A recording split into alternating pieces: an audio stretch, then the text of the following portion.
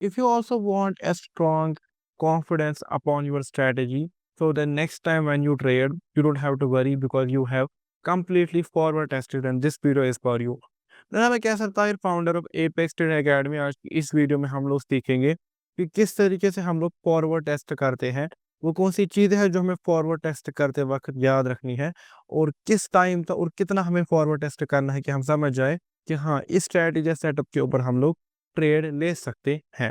सबसे पहले अगर मैं बात करूँ कि फॉरवर्ड टेस्ट क्या होता है, फॉरवर्ड टेस्ट का मतलब होता है कि अगर हमारे पास कोई सेटअप या स्ट्रैटेजी है, हम उसको लाइव मार्केट के अंदर पेपर ट्रेड या वर्चुअल ट्रेड करते हैं ताकि हम देख सके कि क्या ये सेटअप या स्ट्रैटेजी काम करता भी है या नहीं।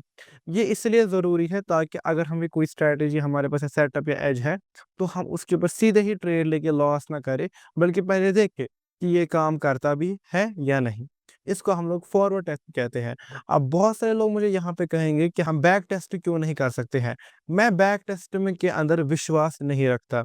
उसके पीछे का रीज़न ये है, मुझे लगता है जिस कंडीशंस के अंदर आप एक लाइव स्ट्रैटेजी को लाइव मार्केट के अंदर टेस्ट करेंगे, वो ज़्यादा बेहतर है बैक टेस्ट करने से, बिकॉज़ इसमें हम पुराना डेटा देख रहे हैं। इसलिए मुझे लगता है कि आपको हमेशा बैक टेस्ट के बजाय फॉरवर्ड टेस्ट करना चाहिए, बिकॉज़ उससे आप लाइव मार्केट सर्कमस्टेंस को हैंडल करते हुए देखेंगे कि या स्ट्रैटेजी मेरी काम करती है या नहीं करती है। अब मैं बात करूँगा वो कौन-कौन सी चीज़ें हैं जो कि हमें ध्यान में रखनी है जब हम लोग फॉरवर्ड टेस्ट करते हैं।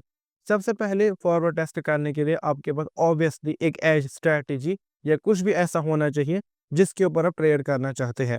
उसके ऊपर आपको क्या करना है काम, अगर आप वो स्टॉक मार्केट में कर रहे हैं फिर तो ठीक है, लेकिन अगर आप फॉरेक्स के अंदर कर रहे हैं, ठीक है? तो फॉरेक्स के अंदर आपको चारों सेशंस में से एक सेशन को पकड़ना है और देखना है कि मेरे लिए कौन-सा बेहतर सेशन है इस ट्रेड करने के लिए।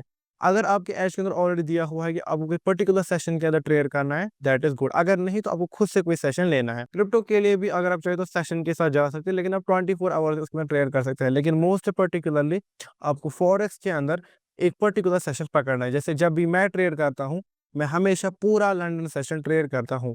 उससे मेरा न्यूयॉर्क भी आधा आ जाता है, लेकिन मैं कभी भी एशियन सेशन ट्रेड नहीं करता। सेकंड चीज़ आपको करनी है काम, उसके आपको कोई भी एक पेपर ट्रेड का अकाउंट खुलवा लेना है।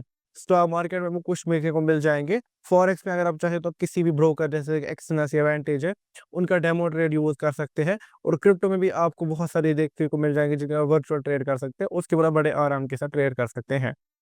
उसके बाद आपको क्या करना है कि जब आपको सेशन मिल गया, आपको एक डेमो अकाउंट मिल गया, उसके बाद आपको एक जर्नल लेना है। जर्नल के अंदर आपको कुछ चीज़ें लिखनी है जो कि अब आप लाइव मार्केट के अंदर टेस्ट करने वाले हैं।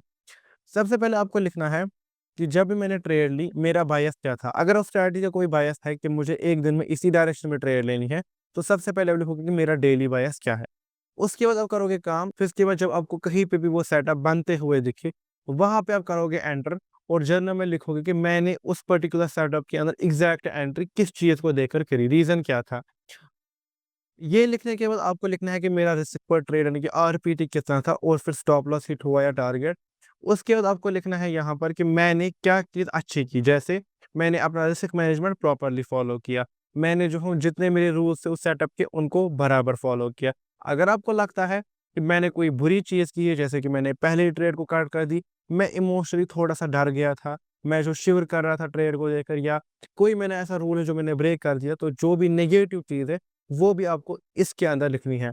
ऐसा आपको नहीं करना है कि जो नेगेटिव चीज़ है वो लिखनी ही नहीं है और जो पॉज़िटिव चीज़ है वो लिखनी है। ऐसा आपको नहीं करना है।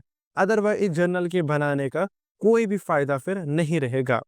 ऐसा आपको जो है करते रहना है और आपके सामने एक पूरी स्ट्रैटेजी का जर्नल बन के आ जाएगा। इसके बाद आपको इसके अंदर लिखना है कि मैंने किस टाइम पर ट्रेड ली, किस दिन को ट्रेड ली, किस डेट को ली, ये सब चीज़ें आपको बेसिक चीज़ें तो लिखनी है।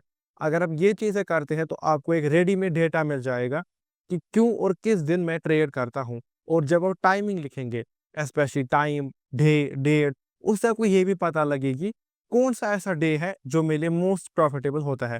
जैसे मेरे एज के लिए सबसे प्रॉफिटेबल डे फ्राइडे होता है और सबसे कम प्रॉफिटेबल डे मंडे होता है।